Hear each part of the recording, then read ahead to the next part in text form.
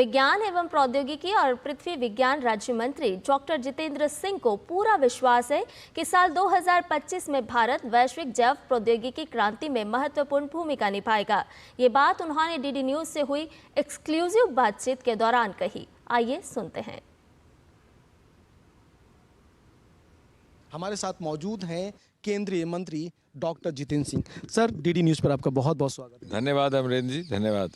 Sir, जिस तरह से अगर बात करें प्रधानमंत्री नरेंद्र मोदी की सरकार की, तो विकसित भारत के लक्ष्य को लेकर सरकार लगातार काम कर रही है और 2024 आपके विभाग यानी कि साइंस एंड टेक्नोलॉजी के क्षेत्र में भी कई अभूतपूर्व उपलब्धियों के लिए याद किया जाएगा। सर, सबसे पहले अगर ओवरऑल मैं उपलब्धियों की बात करूँ तो इस पूरे साल को आप कैसे देख रहे हैं? जैसा कि आपने स्वयं कहा अपने आरंभिक वाक्यों में, गत 10 वर्षों में जिस प्रकार की प्राथमिकता विज्ञान, प्रौद्योगिकीकरण, इनोवेशन, टेक्नोलॉजी, स्टार्टअप्स को हासिल हुई है, शायद ऐसे पहले कभी ना थी। और उसका शायद ये भी कारण हो सकता है कि पिछली सरकारों की ये प्राथमिकता में था भी नहीं। प्रधानमंत्री श्री नरेंद्र मोदी जी की एक बड़ी फ्यूचरिस्टिक विजन है, दूरअंदेशी है, और वो स्वयं भी समझते हैं और अपने देशवासियों को सदा जागरूक भी करवाते रहते हैं कि आने वाले समय में जितनी भी प्रगति, जितनी भी ग्रोथ, जितना भी विकास होगा दुनिया भर में, वो टेक्नोलॉजी और इनोवेशन आधारित होगा। और चूँकि अब भारत लगभग प्रथम श्रेणी के देशों में आन करके खड़ा हो गया है और जैसे लक्ष्य रखा गया है विकसित भारत 2047 का, तो उस लक्ष्य को प्राप्त करने के लिए, उसकी सिद्धि के लिए, उस शिखर पटल पर पहुंचने के लिए अनिवार्य है कि हम भी उन्हीं मान्यताओं का, मापदंडों का और चुनौतियों को उन पर पूरा उतरने का उसी तरह की अपनी रणनीति बनाए जैसे कि अन्य देशों ने।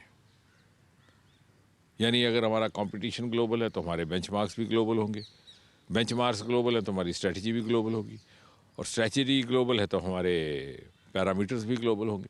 और उसी सोच को लेकर के अगर आप विशेषकर सन 2024 की बात करें, जो अभी हाल ही में कल ही समाप्त हुआ है, एक तो बड़ा सुखद संयोग था कि 2024 का आगाज़ जब हुआ तो खबरों में जो सबसे नुमाया, सबसे प्रमुखता से जो खबरें छपी वो विज्ञान को लेकर के थी।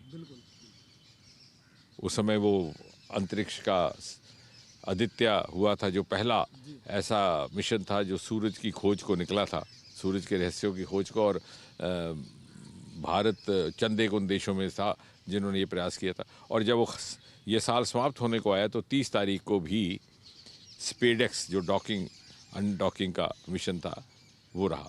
लेकिन उससे हट करके, क्योंकि उसकी चर्चा तो पिछले 3-4 दिनों में होती रही, हम ये ना भूलें कि प्रधानमंत्री मोदी जी ने बहुत सारी पुरानी बंदिशों को तोड़ करके विज्ञान और प्रौद्योगिकीकरण के क्षेत्र को उन पिछले बंधनों से मुक्त करके एक खुली फिजा में विकसित होने का अवसर दिया है।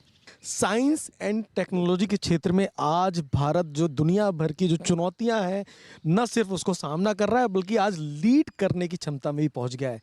सर, 25 और आगे के फ्यूचर में इस क्षेत्र को आप किस तरह से देख रहे हैं? सर, दूसरे देशों की तुलना में हमें कुछ एडवांटेजेस हैं। एक तो ये कि we are among the first initiators. जैसे मैंने कहा, बायोटेक्नोलॉजी की पॉलिसी अभी दूसरे देशों ने भी सोचा नहीं, हमने रोल आउट कर दी, हमने इस पर काम भी शुरू कर दिया मिशन मोड पर। और दूसरा ये भी कि हमारे पास इसका बहुत बड़ा रिसोर्स है, हिमालय भी है, समुद्र तट भी है, और ये सारे बायोडाइवर्सिटी को कंट्रीब्यूट करते हैं। तो हमारा जो कुदरती रिसोर्स जो हमें उपलब्ध है, उसके साथ अगर जोड़ दिया जाए जो सरकार की तरफ से पहल की गई है, तो मुझे लगता है कि हम अगले बाकी देशों की तुलना में एक कदम आगे रहेंगे, उनको बल्कि बहुत सारी बातों में अपनी सीख दे सकेंगे, जैसे कि आज अंतरिक्ष के क्षेत्र में दे रहे हैं।